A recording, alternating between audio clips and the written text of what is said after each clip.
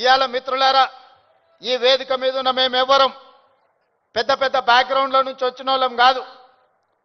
చరణ్ కు బ్యాక్గ్రౌండ్ ఉంది, కానీ చరణ్ ని ప్రభావితం చేసిన చిరంజీవి గారు ఏ బ్యాక్గ్రౌండ్ లేకుండా కష్టపడి కింది నుంచి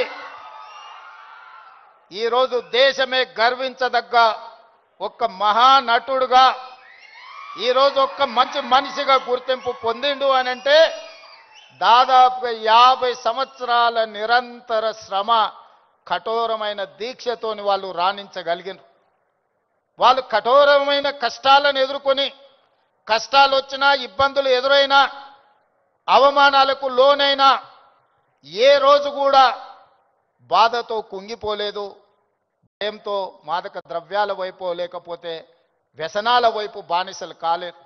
నిటారుగా నిలబడి వాటిని ఎదుర్కొని ఈరోజు ప్రపంచానికే ఆదర్శంగా నిలబడే విధంగా ఈరోజు వాళ్ళు రాణించారు.